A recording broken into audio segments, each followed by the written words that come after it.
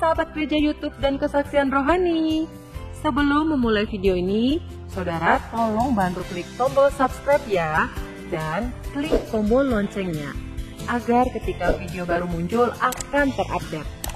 Dukung channel ini untuk 1 juta subscribe dan terus memuliakan nama Tuhan Yesus di media sosial, khususnya YouTube.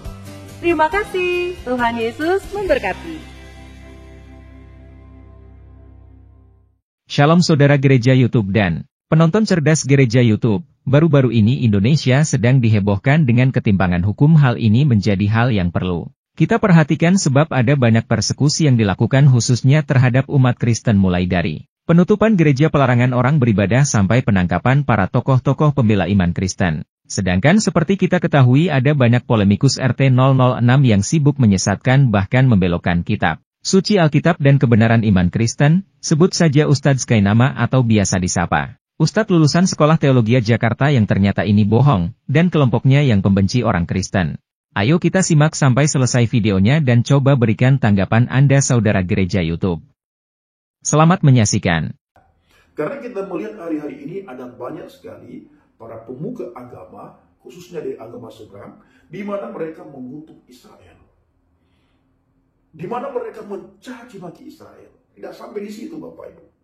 Mereka dengan begitu bangga menginjak-injak bendera Israel. Bangga sekali ketika menginjak-injak bendera Israel. Dan banyak orang yang mensupport. Banyak orang yang mendukung ketika ada masyarakat yang berani menginjak-injak bendera Israel. Pertanyaan saya sangat simpel. Apakah ketika kita menginjak-injak bendera Israel, Israel itu dipermalukan? Harkat dan martabat Israel itu turun. Israel itu kalah. Israel akan hancur. Israel dalam keadaan susah. Israel tertutup. Tidak. Bayangkan saja. Saya pernah beragama Islam, sangat lama saya beragama Islam. Lama sekali. Kalau di dalam kekristenan saya baru jalan 7 tahun di dalam kekristenan. Kalau di dalam agama Islam, mulai dari kecil sampai umur saya 32 tahun. Dan saat ini umur saya sudah 39 tahun. Di saat kita mendengar deru perang antara Israel, Palestina, dan Hamas, semua kita bersepakat, bersehati, berdoa kepada Allah Subhanahu wa Ta'ala supaya Allah Subhanahu wa Ta'ala melaknat Israel. Benar apa tidak? Silahkan Bapak Ibu jawab dengan jujur, khususnya kepada tetangga kita, bukan kepada saudara yang beragama Kristen, tetapi kepada tetangga kita yang menonton video ini. Kita bersepakat, bersehati, selesai sholat, bahkan di dalam sholat di saat rakaat yang terakhir, imam yang memimpin sholat berdoa supaya Israel terkutuk, dikutuk, terlaknat, kalah, dihancurkan oleh Allah. Benarkah kita berdoa seperti ini? Pertanyaannya, apakah Israel kalah, terkalahkan, Israel terkutuk, Israel hancur, Israel binasa? Bukankah semua para alim ulama sepakat berdoa, termasuk kiai, para ustadz, berdoa kalau mau jujur untuk kehancuran Israel. Sampai hari ini Israel masih perkasa, masih kuat, masih di atas awan-awan. Pernahkah kita berpikir kenapa Israel tidak kalah-kalah? Padahal kita menangis kepada Allah, berdoa, memohon pertolongan Allah, berlindung kepada Allah supaya Israel dihancurkan, Israel dibinasakan. Jangan seperti kita mendengar beberapa waktu yang lalu yang saya putarkan, yang saya upload video di mana Ustaz Abdul Somad berkata, seandainya Israel dihancurkan oleh Allah, engkau masuk surga dengan cara apa? Itu bagi saya bela diri. Ya, itu bagi saya bela diri atau menghibur diri karena tidak tertulis dalam Al-Quran. Seandainya Israel dihancurkan oleh Allah, engkau masuk surga dengan cara apa? Itu tidak tertulis dalam Al-Quran. Sepengetahuan saya yang sudah murtad dari agama Islam, tidak pernah tertulis dalam Al-Quran. Kalau engkau masuk surga Dengan cara apa seandainya Israel dibinasakan, dihancurkan, dimusnahkan seperti kata Ustaz Abdul Somad. Nah, ayo kita berpikir dengan akal yang sehat. Bukan satu dua orang yang berdoa untuk kehancuran Israel. Seluruh dunia umat Islam berdoa untuk kehancuran Israel, supaya Israel dibinasakan, dimusnahkan. Sampai hari ini Israel masih berluka. Jangan juga kita bilang nanti mereka akan dihancurkan di akhirat. Tidak seperti itu. Maka kita perlu mencerna, kita perlu introspeksi diri, kita perlu merenungkan kenapa Israel tidak pernah hancur, tidak dibinasakan, tidak dimusnahkan. Padahal dengan menangis berderai air mata kita memohon pertolongan Allah, meminta kepada Allah Subhanahu wa Ta'ala untuk menghancurkan Israel. Tetapi Israel tidak akan hancur. Bahkan mereka semakin kuat saja. Bahkan seolah-olah kalau kita melihat hikmat terus ditambah-tambahkan kepada Israel, sehingga Israel bisa membuat penemuan-penemuan baru, di mana penemuan-penemuan baru itu bisa dinikmati oleh semua negara, bisa dinikmati oleh semua umat. Nah, ini Bapak Ibu, kita semua perlu kita renungkan, dan kita terus mendorong orang-orang untuk berpikir dengan akal yang sehat, berpikir dengan kritis. Saya selalu berkata kepada teman-teman di saat saya melakukan penginjilan, setelah saya membangun hubungan baik dengan umat Muslim, membangun silaturahmi, sambil makan gorengan, sambil ngopi, atau sambil makan bakso, saya bercerita tentang sejarah Israel, Palestina, dan Hamas. Kenapa mereka membinasakan mereka? Bukan kita selalu berdoa kepada Allah supaya Allah membinasakan Israel. Bukan saja Muslim di Indonesia berdoa, seluruh Muslim ikut mendoakan supaya Israel utuh, Israel dihancurkan, Israel dibinasakan, Israel dimusnahkan.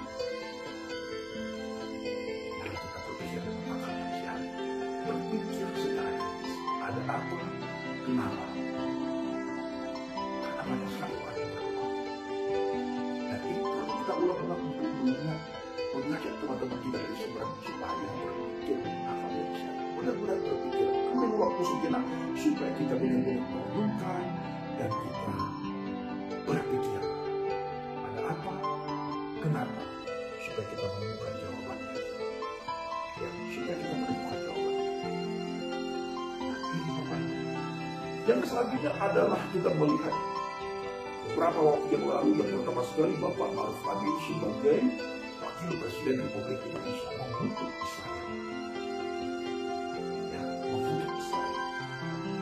Lalu 2 hari yang lalu atau beberapa hari yang lalu Bapak Presiden Jokowi mengutuk serangan Israel. Belum ditambah lagi Bapak Ibu pemuka agama dan semua umat Islam mengutuk Israel. Tetapi sangat jarang sekali kita mendengar, bahkan hampir tidak pernah kita mendengar, di mana teman-teman kita dari sedang mengutuk Hamas di saat Hamas melakukan serangan duluan terhadap Israel. Bahkan kesannya, kalau kita memperhatikan, melihat di media sosial, mereka mensupport Hamas, memberikan dukungan kepada Hamas. Tepuk tangan di saat Hamas menyerang Israel. Apakah gara-gara Hamas teriak nama Tuhan, menyebut Allahu Akbar ketika Hamas melakukan serangan terhadap Israel? Nah, ini perlu direnungkan baik-baik. Ya, perlu direnungkan baik-baik, sangat perlu direnungkan baik-baik, dan harus direnungkan. Firman Tuhan sudah mengatakan, siapa yang mengutuk Israel, maka orang itu akan terkutuk. Saya sering ulang-ulang di hari ini, negara-negara yang mengutuk Israel, negara itu tidak ada kemakmuran di dalamnya. Negara itu tidak ada kedamaian di dalamnya.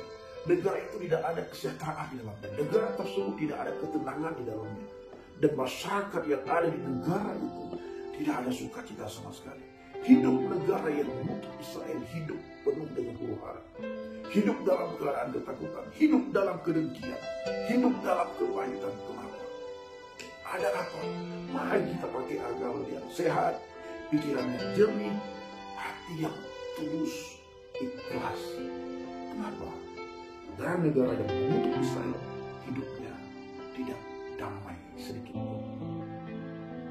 Nah, oleh karena itu Bapak Ibu, saya mengajak kita semuanya supaya kita sungguh-sungguh berdoa untuk bangsa dan negara ini supaya tidak terkena kutuk. Karena firman Tuhan katakan siapa yang memberkati akan diberkati, siapa yang mengutuki akan dikutuki. Firman Tuhan ya dan amin.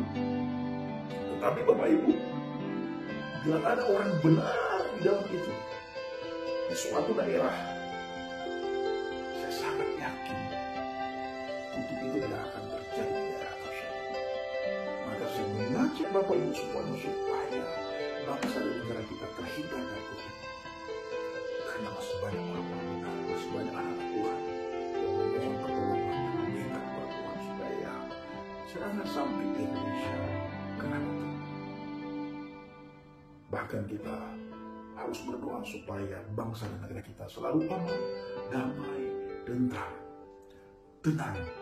Sehingga kita masyarakat yang tinggal di bangsa dan negara Indonesia bisa sejahtera, bisa sukacita. Nah, ini Bapak Ibu instruksi Tuhan. Maka saya mengajak saudara semuanya supaya kita sungguh-sungguh berdoa untuk bangsa dan negara kita. Kita ambil waktu berdoa. Setiap omongan kita bawa itu syafaat kita supaya bangsa dan negara kita terhindar dari kutuk. Benar-benar terhindar. Karena firman Tuhan ya dan amin. Tuhan pasti mendengar doa kita. Tuhan pasti mendengar seruan kita. Bapak Ibu pasti sering membaca bagaimana Israel, ketika orang Israel di tanah Mesir, mereka dijajah oleh Firaun, diperbudak oleh Firaun. Bangsa Israel, orang Israel menangis, berseru kepada Tuhan, berdoa kepada Tuhan, mohon pertolongan Tuhan, meminta belas kasihan Tuhan. Tuhan seolah-olah melihat, memperhatikan, mendengar sendiri teriakan orang Israel. Lalu Tuhan mengutus Musa bersama dengan Harun. Ketika Tuhan mengutus Musa, Musa ajak Harun untuk mengeluarkan bangsa Israel dari tanah Mesir, dari penjajahan Firaun, dari perbudakan Firaun. Tapi Bapak Ibu, di saat terjadi negosiasi, Firaun tidak akan membiarkan Israel keluar dari tanah Mesir. Apa yang terjadi? Terkutuk Mesir, Bapak Ibu. Tulah menimpa Mesir. Maka kita berdoa benar-benar supaya tulah tidak menimpa bangsa dan negara kita, seperti tulah menimpa Mesir. Ada yang berkata, tuh lihat orang Kristen di jalur Gaza, di Israel, orang Yahudi meludahi orang Kristen. Kalian bangga, katanya, orang Kristen masih membela Yahudi. Kita taat terhadap firman Tuhan, bukan taat terhadap orang Yahudi. Kita tidak bangga ketika mereka meludahi kami. Mereka diludahi atau mereka tidak meludahi kami, no problem bagi kami. Tidak ada masalah. Karena firman Tuhan katakan dan kami harus taat terhadap firman Tuhan. Siapa yang memberkati akan diberkati, siapa yang mengutuk akan dikutuki. Sekalipun mereka meludahi kita, Bang Pendi, iya. Sekalipun mereka meludahi kita, sekalipun mereka berlaku curang terhadap kita, firman Tuhan katakan siapa yang berkati maka dia akan diberkati, siapa yang mengutuki maka dia akan dikutuki. Ini firman Tuhan katakan. Apakah kita berani melawan firman Tuhan?